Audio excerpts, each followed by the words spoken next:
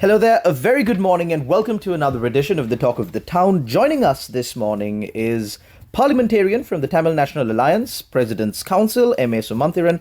A very good morning, sir, and welcome to the show. Good morning to you.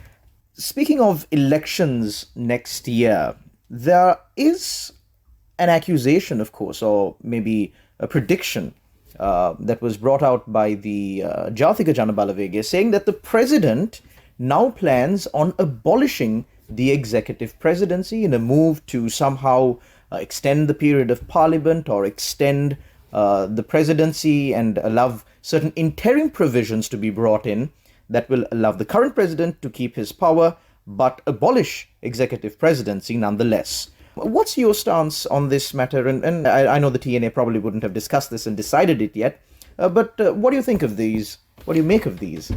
Well, I don't think anyone knows what the president is planning, and I don't think the president himself knows what he wants to do just yet. So my view is that these are different kites that he's flying, hoping that something will click somewhere. But of course, with the abolition of executive presidency, I must say that that is something that the whole country has been wanting to get rid of for a very, very long time. All the political parties have vowed to abolish it at some time or the other. Bills have been brought to Parliament. SJB brought a bill recently. JVP brought a bill recently. The UNP at their 1996 convention, I think, resolved to abolish it. The SLFP has always been against it, right from the word go. Mahinda Rajapaksa got a mandate to abolish it. Chandrika Bandaranaike got a mandate to abolish it. But whenever this was put to the people said abolish it. But they haven't done it. So if there is a move to abolish executive presidency, I think that opportunity must be seized. But the issue here at least is, or the allegation is that the abolishment of the executive presidency is going to come at a cost. That cost being possibly, because like you said, nobody's really sure of what will happen. So all of these are mutable points. That cost being Parliament continuing to stay in power for an extended period of time, and the current president himself even maybe extending his term, retaining his current powers. No, that cannot be permitted. You see, a fundamental tenet of democracy is that there must be periodic elections. Periodic elections alone won't ensure democracy, but without that, there is no democracy at all.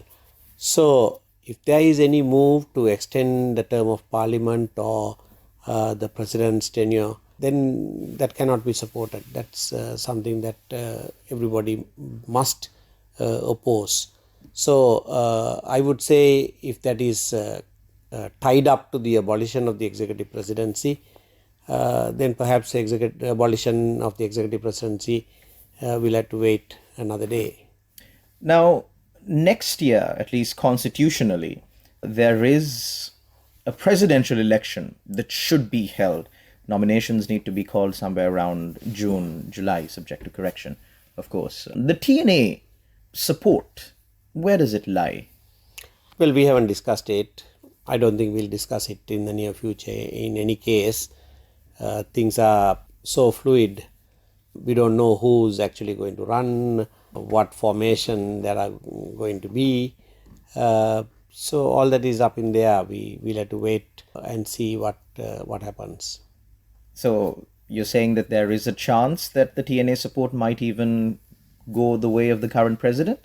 I won't rule it out, but as things stand, I don't think that will happen.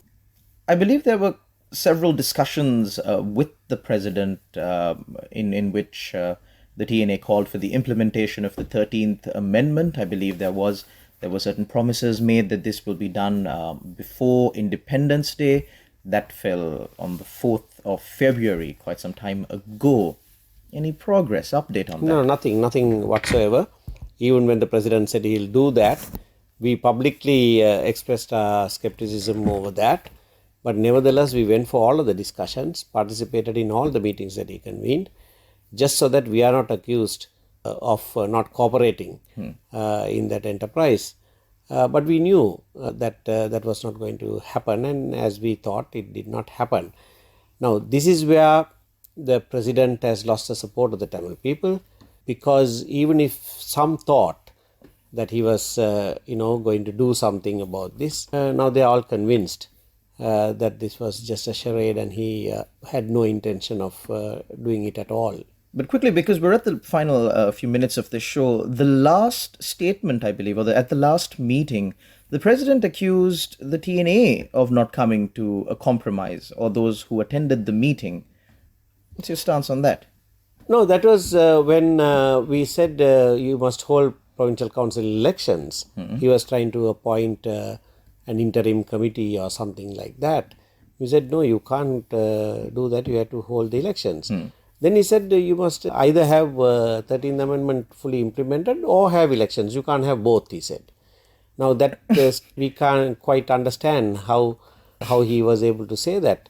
Implementation of the 13th Amendment means provincial council, functioning provincial council, and for that elections must be held. But this is what he said. He even said you can't have the cake and eat it. So we are at a loss to understand what he meant by that. Thank you very much, President's Counsel M.A. Sumanthiran, parliamentarian from the TNA, for joining us this morning on the Talk of the Town. And it's back to the Morning Fix on Yes 101.